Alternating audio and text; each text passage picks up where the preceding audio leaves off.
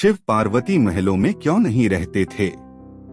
एक बार माता पार्वती भगवान भोलेनाथ के साथ कैलाश पर्वत पर बैठी थीं।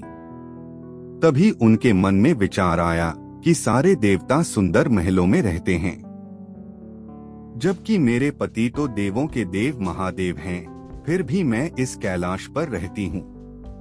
यहाँ न तो कोई महल है न कोई आराम की वस्तु। ऐसा सोचकर माता पार्वती ने भोलेनाथ से कहा, स्वामी, सारे देवता महलों में रहते हैं, आप क्यों इस कैलाश पर वास करते हैं?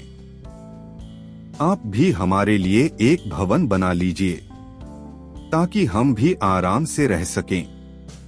पार्वती की बात सुनकर भोलेनाथ थोड़ा सा मुस्कुराए और फिर बिना कुछ कहे ध्यानमग्न हो गए। माता पार्वती को भोलेनाथ का ये व्यवहार कुछ ठीक नहीं लगा, किंतु वो बिना कुछ कहे वहां से चली गई। जब महादेव अपने ध्यान से निकले तो माता ने फिर से भोलेनाथ से कहा, हे प्रभु, मेरा भी मन है कि मैं अन्य देवताओं की भांति महल में रहूं। आप भी मेरे लिए एक भवन बनवा दीजिए। तब महादेव ने उनसे कहा, देवी, महल में रहना हम लोगों के लिए उचित नहीं है। किंतु माता पार्वती ने महादेव से हठपूर्वक कहा, प्रभु, आपको नहीं लगता है कि आपको भी महल में रहना चाहिए?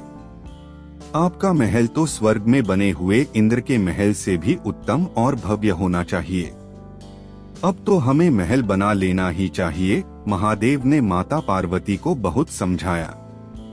वे बोले, देवी, हम तो ठहरे योगी खुले में रहने वाले हैं, हमें भवन का वातावरण रास नहीं आएगा।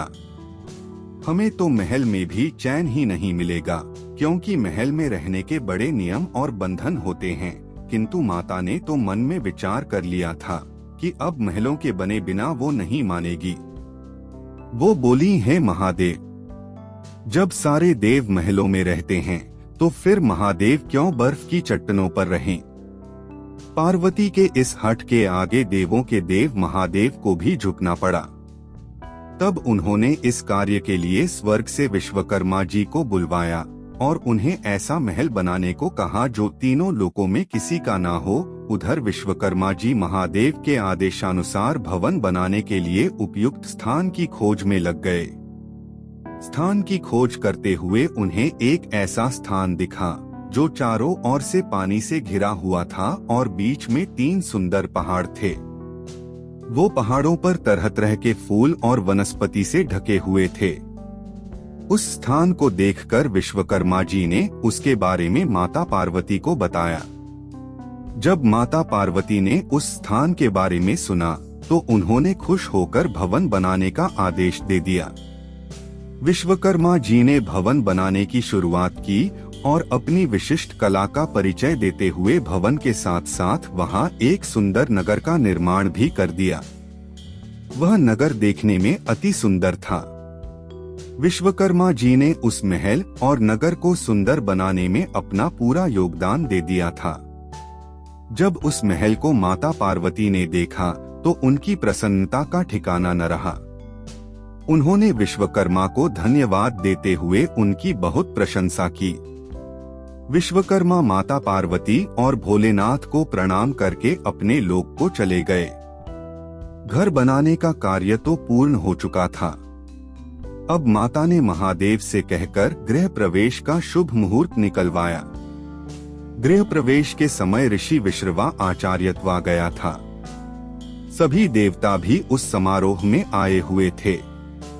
जिसने भी उस महल को देखा वही आश्चर्यचकित होकर उसकी प्रशंसा कर रहा था। वास्तव में वह भवन बना ही अद्भुत था। गृह प्रवेश विधि के पूर्ण होने के बाद महादेव ने आचार्य से दक्षिणा मांगने को कहा, तो विश्रवा ने मना कर दिया। वे बोले, प्रभु, क्या कोई भक्त अपने भगवान से कुछ मांगता है? ऐसा करके तो मैं पाप का भागी बन जाऊंगा। मुझे कोई दक्षिणा नहीं चाहिए। यह कहकर ऋषि विश्रवा जाने लगे तो महादेव ने कहा, ऋषिवर, आपको दक्षिणा तो लेनी पड़ेगी। जब तक आचार्य को दक्षिणा न दी जाए तब तक कोई शुभ कार्य पूरा नहीं होता है। महादेव की माया। ऋषि विश्रवा का मन उस नए बने हुए नगर पर आ गया। बार बार आग्रह करने पर उन्होंने दक्षिणा के स्वरूप उन्होंने उस भवन सहित नगर को ही मांग लिया। ब्राह्मण को दक्षिणा के रूप में उसकी मोह मांगी वस्तु दी जाती है। इसीलिए महादेव ने उस लंका को ऋषि विश्रवा को दान कर दिया। महादेव के द्वारा अपने भवन को दान कर देने से माता पार्वती क्रोध से भर उठी। उन्हें ऋषि की इस धृष्टता पर बड़ा क्रोध आ गया। उसी क्रोध में उन्होंने ऋषि विश्रवा को श्राप दे दिया। वो बोली, तुम तो आचार्य कहलाने के लायक भी नहीं हो। महादेव की सरलता का लाभ उठाकर तुमने बड़ी कुटिलता से मेरी प्रिय महल को ही हर लिया है। इसके लिए मैं तुम्हें श्राप देती हूँ कि महादेव का ही भक्त एक दिन उस महल को जलाकर राख कर देगा। उसके साथ ही तुम्हारे कुल का विनाश आरंभ हो जाएगा। पुराणों के अनुसार ऋषि विश्रवा ने वो नगर अपने पुत्र कुबेर को दे दिया, लेकिन कुबेर को निकालकर लंका पर रावण ने अपना अधिकार कर लिया।